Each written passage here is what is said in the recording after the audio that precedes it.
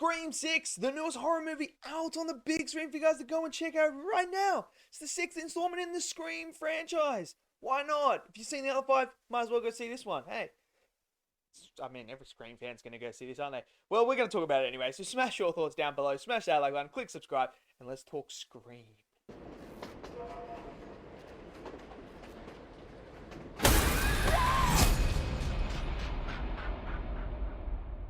Okay, so Scream 6 is now out, and Scream has been a franchise that has been around for a very long time, longer than I've been alive on this planet, and it is one of those staple sort of franchises you need to see when you're going into the horror genre. It's with Friday the 13th, Halloween, and Nightmare on Elm Street, Scream. Those four are like the four staples you have to watch when it comes to slashers. They just are. So now we've got the sixth installment, and look, number 5, Scream 5, I was not a big fan of. I really was not. I was just... It's a hot garbage mess. I've obviously got a video and a review on it, so you guys can check that out after this if you want to.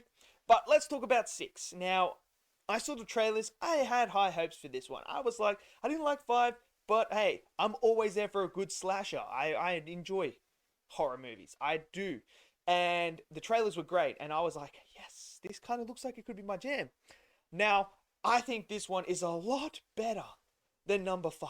A lot better. And I really enjoyed number 6. I actually really enjoyed this movie quite a lot. And there's reasons to why that is. Firstly, I only found one of the killers to be predictable, and I got one of them right. But the rest of them, I didn't even, wow.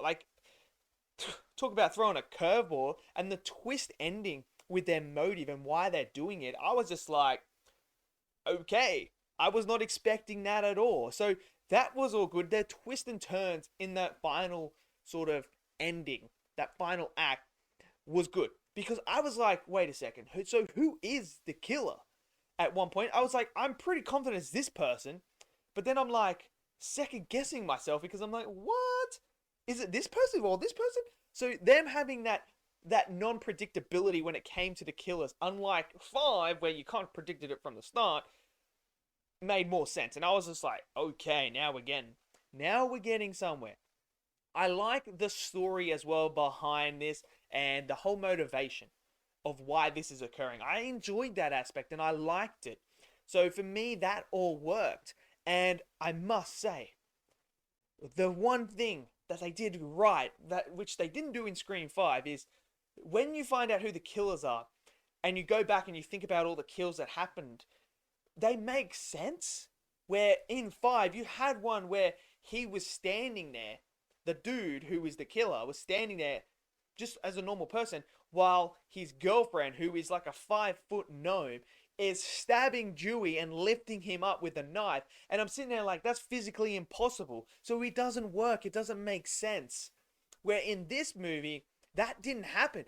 All the kills were good enough where I was like, yep, I can see them doing that. I can 100% see how that occurs and how that happens. So that all worked really well for me. So the believability that they were the killers was on point. So I instantly was like, yes, we're solved. We're there. That's awesome. Now bringing back some legacy characters as well, and bringing back some momentum sort of items and this whole nostalgia of all the Scream movies, I thought was a clever idea. I thought that was brilliant. It's not overpowering to the point where it's like, hey, look, check out this Scream 1, Scream 2, Scream 3, Scream 4, Scream 5, Scream 6. We're going for all of them. It was subtle, but it was there, and it was enough to give you the smile from like, I remember that scene, but it wasn't the overpowering fan service. It served a narrative purpose, and I like that idea and that concept that they were going with. It worked really, really well for me. As for our characters, obviously, we have the main crew back from the previous one, which I don't mind as well. I thought bringing them back is a good choice. You know, continue that story from the last one. And I really, really like the idea of our main lead, Samantha, dealing with the outcome of the last Scream. And her having to deal with that with the public eye. And then everyone finding out that she is the daughter of a Ghostface killer.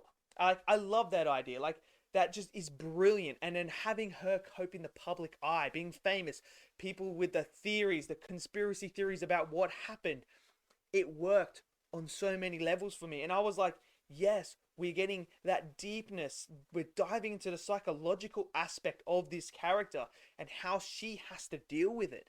And then when Ghostface reappears in her life, it triggers everything again. I thought that was all brilliant and it worked so well. Bringing back some of the legacy characters worked as well for me as well. Really enjoyed it. And I must say, some of the kills were pretty gruesome. And I love that about this. They are gruesome. There are some brutal, and I mean absolutely brutal kills. And I'm sitting there, I'm like, I don't know if I want to watch that. Oh, there's some savage kills in here, and I thought the whole tension worked as well. There's a lot of tension in this movie where certain scenes you're kind of like on edge. When you see in the trailer with the subway scene, that I was on edge the whole entire time because I didn't know what was going. We've only seen it in parts in the trailer. It's a lot longer in the movie, and certain things happen that have you on the edge of your seat because you're like, oh, where is he going? Who's he gonna be? Like, what's happening? And it's all brutal. But there is one complaint I have. There is really one complaint that I don't know if I'm a fan of this or not, but I feel like they didn't kill off enough of the main characters. I wanted him to do more. I really did. I feel like this was a perfect opportunity to really narrow down the people and really hammer home that this guy is going after them all. And I feel like they just didn't quite do that.